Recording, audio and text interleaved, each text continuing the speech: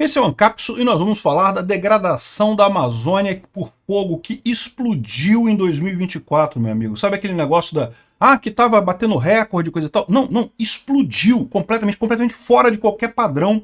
Foi a devastação da Amazônia no governo Lula. A gente avisou, o Lula é muito pior que o Bolsonaro. E cadê o DiCaprio? Cadê a Greta Thunberg? Cadê esse pessoal? Todo mundo calado, ninguém fala nada. É impressionante como que esse pessoal só fez essa causa ambiental é exclusivamente política.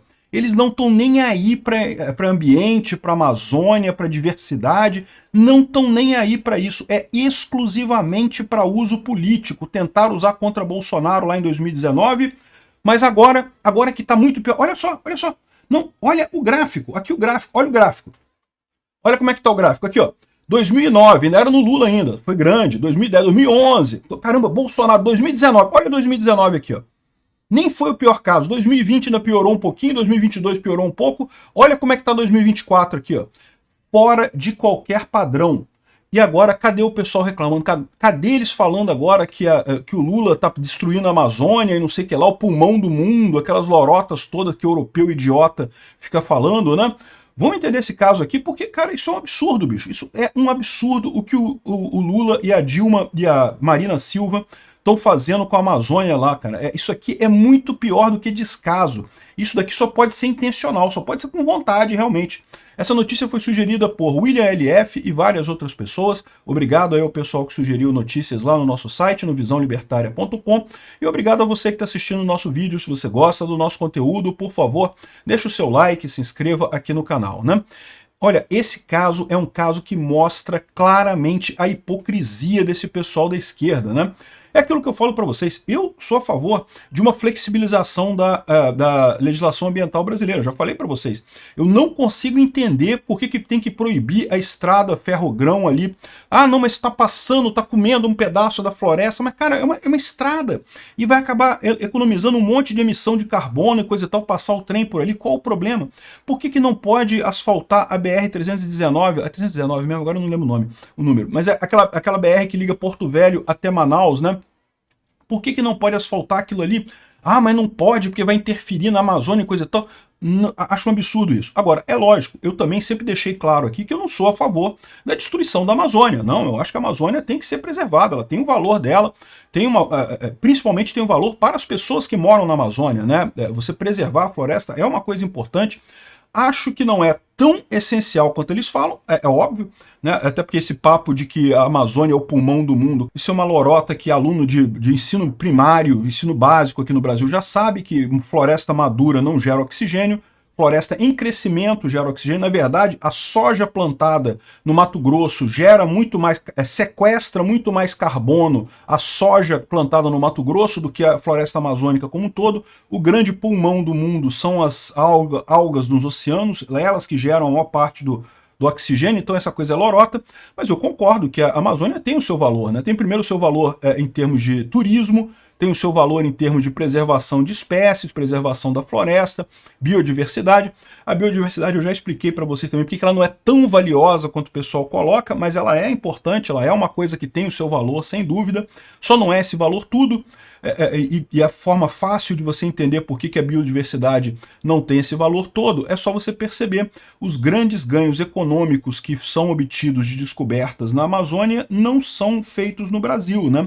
Por exemplo, a borracha ela surgiu com uma descoberta da seringueira na Amazônia, né? E o que aconteceu? O pessoal pegou a seringueira, começou a plantar lá na Malásia, lá no Sudeste Asiático, né, que é mais ou menos a mesma situação de clima e coisa e tal, e se deu muito bem lá. Aliás, se dá melhor lá do que na Amazônia, por quê? Porque na Amazônia, como toda árvore, como todo ser vivo, ela tem a competição com outras espécies, com predadores, com espécies que parasitam aquela árvore, coisa e tal. Então, ela acaba não tendo tanta produção quanto lá na Malásia. Por quê? Porque lá ela é uma espécie estrangeira, uma espécie que não tem concorrentes naturais, não tem predadores naturais, acaba sendo muito mais funcionando muito melhor, né?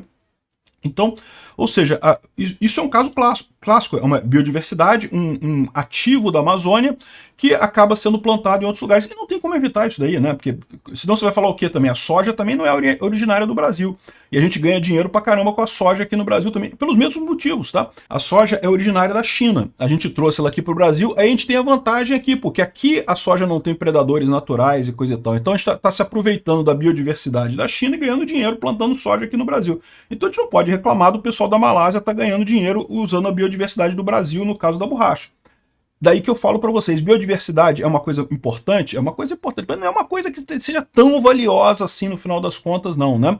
É mais importante para o resto do mundo do que para o próprio Brasil. E nas situações que é importante para o Brasil, é o caso, por exemplo, do cacau, né? O cacau também é originário da região amazônica, e aqui no Brasil o grande polo cacaueiro era na Bahia. Por quê? Justamente você tirar da região onde ele é originário e levar para outro lugar, ele tem a vantagem de não ter competidores naturais ali na outra região, e aí o cacau desenvolveu muito na Bahia, né? Até a chegada do chapéu de bruxa e coisa e tal, que ou seja, alguém, aliás, foi o PT, né? Foi um sindicalista do PT que tirou o chapéu de bruxa da Amazônia e levou para a região de Ilhéus para sacanear mesmo o pessoal, ou seja, esses absurdos que tem aqui no Brasil, não é de novo. Diversidade é importante? Sim, é importante. Mas não tem essa ideia que é uma coisa muito valiosa assim, não. Eu acho turismo muito mais importante. A Amazônia é belíssima. Cara, eu tive em Belém do Pará e eu me assustei, bicho. Porque assim, a gente está acostumado com essas florestas aqui do Rio de Janeiro, floresta de Minas Gerais, floresta de São Paulo.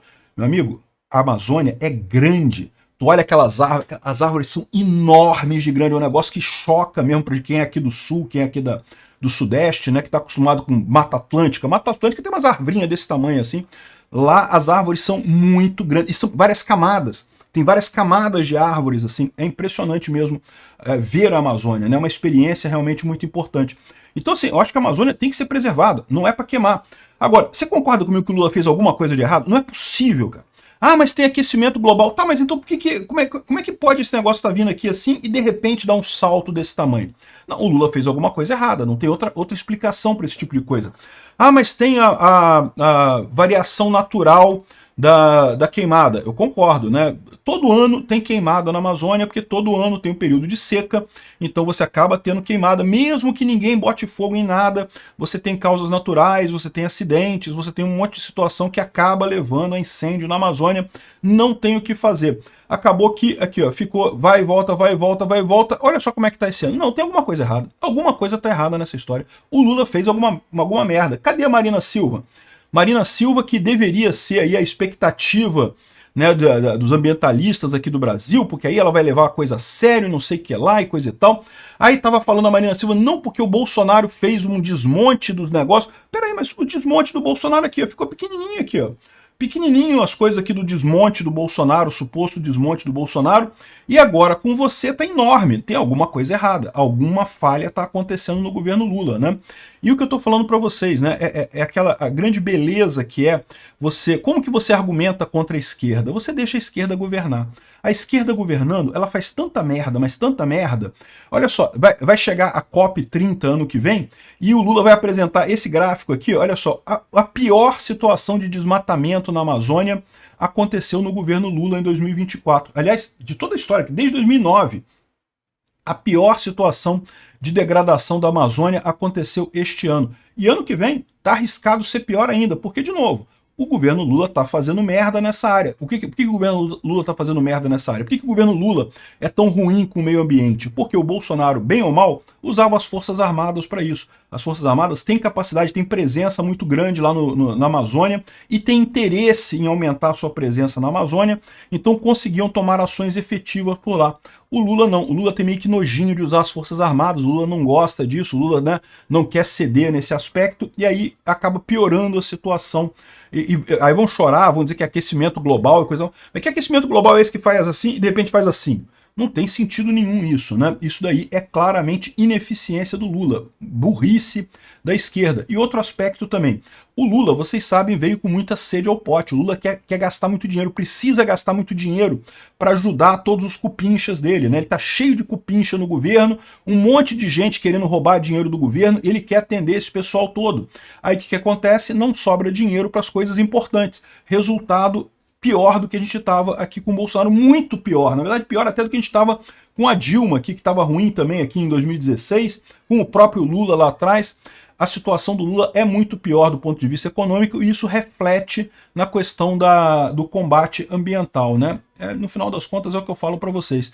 Acabou servindo esse episódio todo para mostrar duas coisas. Primeiro, a hipocrisia da esquerda, que usa a pauta ambiental para se promover, para criticar Bolsonaro, para criticar a direita, mas no final das contas é muito pior nesse aspecto do que a direita. E segundo, caramba, é só deixar a direita no poder, né? Olha que merda que tá aqui, quanta merda que o Lula tá fazendo. Não é só essa questão ambiental, não.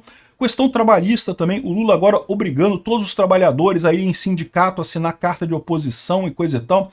Olha o inferno que o Lula tá criando para os trabalhadores brasileiros para ajudar os cupinchas dele. Isso aqui também é para ajudar os cupinchas, tá? O Lula torrou o dinheiro todo do governo para ajudar os cupinchas dele e deixou o meio ambiente a ver navios, né? Essa é a situação no final das contas. Obrigado por assistir o vídeo até o final. Além de curtir, compartilhar e se inscrever no canal, considere se tornar patrocinador com valores a partir de R$ 1,99. Clique no botão Seja Membro abaixo para saber as condições e vantagens de patrocinar o canal. Mais informações sobre o nosso projeto, visite nossos sites indicados na tela.